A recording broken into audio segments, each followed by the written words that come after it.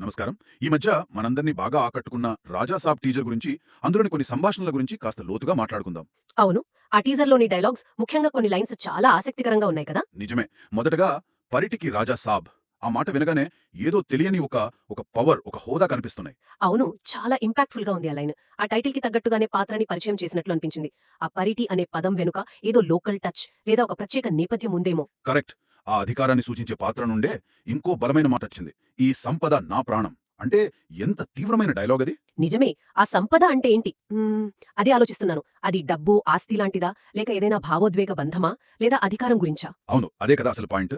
నా ప్రాణం అన్నారంటే దానికోసం ఎంతకైనా తెగించే క్యారెక్టర్ అనిపిస్తుంది. అంటే కథలో సంఘర్షణకు ఇదే మూలం కావచ్చు కదా. ఖచ్చితంగా. ఆ ఒక్క మాటతోనే ఆ పాత్ర యొక్క డెడికేషన్ లేదా అవసరమైతే ఎంత దూరం వెళ్తారో అన్నది తెలుస్తుంది. అంటే ఒక రకమైన త్యాగమో లేక మొండి పట్టుదలో కావచ్చు. చాలా ఉత్కంఠ రేపుతోంది. అవును. ఇదంతా ఇలా సీరియస్‌గా, గంభీరంగా ఉంటే మధ్యలో హలో హలో బండి లాంటివి కూడా వినిపించాయి. అవును. 'మెగా హ్యాజ్ లైఫ్' అంతా, 'మాత్రచేనా బాబా' ఇలాంటివి కూడా ఉన్నాయి. మరి ఇవి ఆ సీరియస్ టోన్‌కి ఎలా సింక్ అవుతాయి?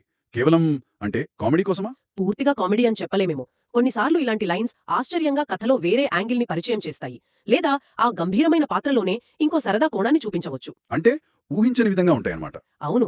పాత్రలకు ఒకే షేడ్ కాకుండా ఇలా వేర్వేరు కోణాలుంటేనే కదా ప్రేక్షకులు కనెక్ట్ అవుతారు. ఆ గంభీరతకు, ఈ చిన్న చిన్న తేలికపాటి మాటలకు మధ్య ఉన్న కాంట్రాస్ట్ అది కథకు ఫ్రెష్‌నెస్ ఇస్తుంది. నిజమే.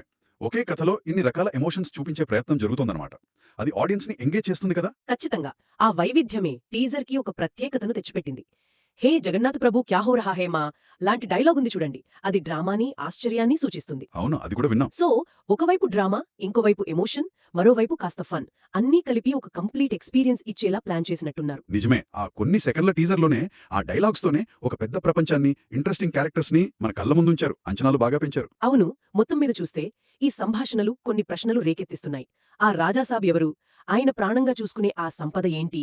ఆ సరదా మాటల వెనుక ఉన్న సందర్భం ఏంటి?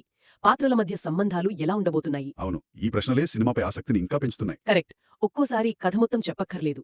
ఇలా కొన్ని సూచనలతోనే, కొన్ని మాటలతోనే ఆడియన్స్‌ని ఆ ప్రపంచంలోకి లాగడంలోనే అసలు కిక్కుంటుంది కదా! నిజమే. ఆ క్యూరియాసిటీని బిల్డ్ చేయడంలోనే సక్సెస్ అయ్యారనిపిస్తుంది. దీని గురించి ఇంకా ఆలోచించాల్సిన విషయాలు చాలా ఉన్నాయి. ఆ టీజర్‌లోని విజువల్స్‌తో ఈ డైలాగ్స్‌ని కలిపి చూస్తే ఇంకా లోతైన విశ్లేషణ చెయ్యొచ్చేమో!